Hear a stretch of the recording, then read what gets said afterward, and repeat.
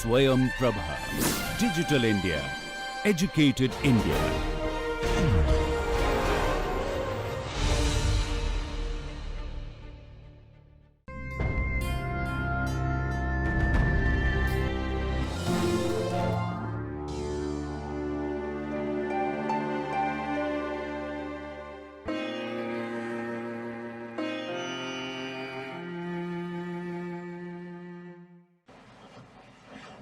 Hello students, welcome to Swayam Prabha Channel 15. Course title is Human Resource Management and the lecture title is Placement, Orientation and Socialization. This is Module 8, Lecture 1. I am Dr. Shoma Sengupta, Associate Professor Commerce, Kamala Nehru College, University of Delhi. In this module, we will cover placement, induction and socialization. In this first lecture, we will extensively study placement, the concept of placement, significance of right placement, responsibility for placement decisions and the process of placement. Concept of placement. Once a new employee is selected, he has to be placed on a suitable job. Putting the right person on the right job is very important. In fact, it is as important as selecting a talented employee. Otherwise, the employee will feel dissatisfied with his job and he will feel frustrated, which will ultimately lead to higher absenteeism and labor turnover. So, it is very important that right kind of job is given to an employee according to his qualification, interests, skills and all other qualities. Then what is placement? Placement is the process of assigning a specific job to each one of the selected candidates. It implies matching the requirements of the job with the qualifications of a candidate. It involves assigning a specific task and responsibility to an individual. Placement includes the initial assignment of new selected applicants, which is very obvious that when a new employee is selected, he has to be placed on a suitable job. But it also involves placing the candidates who are transferred or promoted from some other department or other post. So for old employees also, placement is important if they are taking up a new job in or new position in the organization. We will discuss in detail one definition given by Pigors and Mayers. The definition states, placement is the determination of the job to which an accepted candidate is to be assigned. And his assignment to the job. Both the things. It is a matching of what the supervisor has reason to think he can do with the job demands. Continuing with the definition given by Pigors and Mayers, it further states that it is a matching what he imposes in strain, working condition and what he offers in the form of payroll, companionship with others, promotional possibilities, etc. In nutshell, the definition states that you have to match the job with the capability of the employee.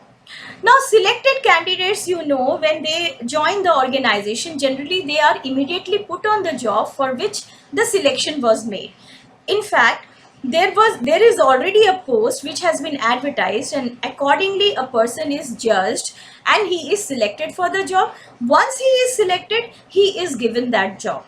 Now, without further finding out whether he is actually in reality suitable for the job or not. But since he is selected for the job, he is given the job. But this is very dangerous. It might be possible that he, although cleared all the selection stages, but he might not be suitable for this job. He might be overqualified or underqualified for the job, or maybe his interest doesn't matches with the type of job. So generally what they do at this stage, perfect matching between job and employee is impossible, but he is nevertheless given the job. Hence they are put on a probation period, which is generally 1 to 2 years, And if he is found suitable, then he is made a permanent employee. Now, this probation period can be defined as the transition or trial period, which is given to the employee to adjust to the new job and to prove his abilities. Now, if he prove himself worthwhile for the job, then he will be made permanent. So, at the end of the probation period, the employee is evaluated again in terms of his performance, and the decision may be one of the following. One, regularize his appointment, that means he is given a permanent appointment, or extend the probation period to further judge whether he is suitable or whether he is learning new skills or not, transfer the employee to some other job, and if it is he is totally unsuitable for the job and the organization doesn't find him worthwhile, then discharge the employee from the organization. But with that, the whole of the selection process goes waste. So you have to be very careful while selecting as well as while placing the employee on the job. Going further with the concept of placement, when will be a candidate called rightly placed? So a candidate is considered properly placed under two circumstances. One, if he adjusts himself to the job and continues to perform as per the expectations. So both the things are there. He is adjusted to the new job and he is performing well as per the expectations from him. So if he is enjoying the job, he is satisfied with the job, these are other indicators which states that he is rightly placed, if he is enthusiastic about his job. Now, he can be considered as misplaced if he has problems in adjusting to the job and he performs below expectations. So this is exactly opposite of the first case. So he is finding it difficult to adjust to the new job and his performance is not up to the mark. So we can say that he is misplaced in the organization. Now, in case of misplacement, there are certain recourse. The supervisor, he reviews the cases and finds out the causes of such kind of misplacement. Is he overqualified or underqualified for the job? He is not finding the job interesting, or he is finding the job too difficult to understand. So the supervisor may review this situation by talking with him, getting feedback from him. The candidates are assigned some other suitable jobs. So if the supervisor finds that he is not suitable for this job, but he has the capability of doing certain other jobs, he may be assigned another job. Now, or another case may be that he is suitable for this job, but he needs a little bit of training. So further training is given to make him suitable for the job or fit for the job. So this is the whole concept of placement. Significance of right placement. We have discussed that right placement is as important as right selection of the candidate. So putting the right person on the right job is very important for any organization and for the employee also, because there will be higher job satisfaction, productivity, and all other things will follow. So one by one we will discuss what are the benefits of placement, right placement. So first is it increases satisfaction of employees, which leads to increased enthusiasm and higher productivity at reduced cost. So in such type of condition where the employee is satisfied with the job, he will work enthusiastically. You don't have to give them goals. He may or even if you give the goal, he will strive for it, or he will set his own targets, own goals, and work willingly towards those goals. And in that process, the productivity of the organization will improve and the cost will reduce, obviously. Now, it means that it improves the morale of employees. That means they will have a positive attitude towards the work, towards the organization. It leads to cordial human relations. If there is enthusiasm, job satisfaction, and reduced cost, higher productivity, all will benefit not only the organization but also the employees, and the chances of quarrels, strifes will of course reduce. So it will lead to cordial human relations, not only between employees and employees, but also between the employees and the management or the owners. It reduces employee turnover. A satisfied employee will not leave the organization, and even if he leaves, he will take time, he will devote many years to the organization because he is happy with the organization. And also related to that is reduced absenteeism rate.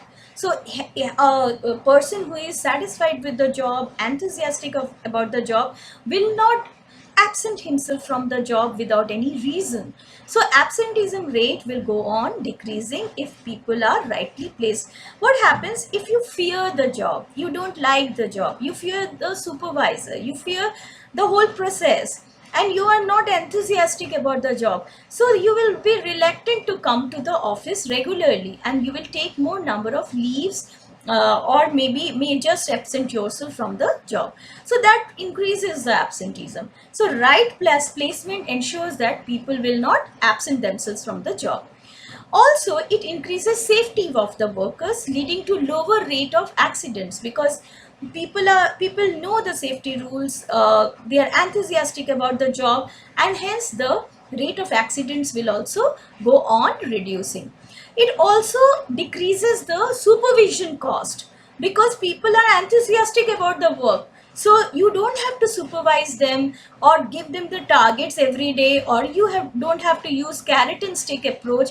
They are enthusiastic, so they will automatically work. So all these are benefits or significance of right placement. Responsibility for placement decisions. Now it is the line manager as well as the HR manager, both of them, they consult each other and finally take the decision of placing the person on the right job. So first, if it falls on the line supervisor, the responsibility falls on the line supervisor. So mainly the responsibility for placement of decisions is of the line supervisor, but he consults the HR manager. He takes their help for placing the new employees, matching the job with the qualities of the employee, or matching the qualities of the employees with the job. So that is the responsibility. So it is jointly held by the line supervisor as well as the HR manager. The process of placement. We will discuss one model, assessment classification model, which is stepwise process of placing the employee on the job. Now, first step is collect details about the employees. So you have to do a detailed study of the employees in terms of his skills, interests, past performance, biography, etc. So his attitude, values, everything should be studied, and on the basis of that, we come to the second step, that is we construct the employee's profile. So it specifically mentions his interests, his skills, and his aptitudes. Next step is jobs are categorized into subgroups on the basis of identical characteristics. So what you are doing, you are classifying the jobs on the basis of identical characteristics, and you are mentioning the characteristic of each of the subgroup of jobs. Now, next step, fourth step is match job subgroup profile and the individual's profile. So you are matching the second step with the third step. That means employee's profile you are taking, and you are finding out which sub job group, job subgroup profile matches with that. So he is placed in a specific subgroup by matching his characteristic with those of the subgroup. Further, in step 5, we compare the subgroup profile of the job to the job family profile. That means the main job to which the subgroup of the job belongs to. Then we match between the job family profile and the subgroup profile. We assign the individual to the job family. We have already assigned him to the job subgroup. Now we are assigning him to job family, and assign the individual to a specific job after further counseling and assessment. So this is the last step. So you are counseling him, assessing him, and finally you are giving him a specific job. So this process increases the likely success of job performance and satisfaction of the employees. So this is the whole process of placement. Now we have discussed that placement can be held for the new employees, which is generally held in every organization, and also placement of old employees to the new job when they are promoted or transferred from other departments. So first we will discuss placement of new employees. In this also two cases may be there. One is when only one job exists. So this is very simple process. Assignment of a new employee to a job is a simple task, that is, place him or her on the job which was advertised, or you can follow the process of placement which we have discussed earlier. So that because there is only one job and one employee, so it is very easy. But the next case may be that when there are more than one jobs. Now every candidate differs in their abilities and ambitions. Job requirements differ from job to job. So we have to follow the complete process of job placement for each of the candidate. That means we have to match the employee's profile with the job profile or sub-job profile, job subgroup profile, or job family profile. So it means that what we have discussed in that process of placement, here we have to do not only for one employee but for every employee. So the effectiveness of the placement process will be determined by how the organization is able to fit different candidates to different jobs. Next is placement of existing employees. Placement problem may also arise out of transfers, promotions and demotions because there is a job change or job profile change. So the person was working in at some other level or in some other department. Now he is given another job on which he hasn't worked earlier. Now, or we have to decide to which job he has to be placed or assigned. So every time an employee's job changes, the fit between his or her individuality, that is consisting of his ability, interest, personality, etc., and the job has to be assured so that every person is kept satisfied and he or she contributes maximum to the organizational goals.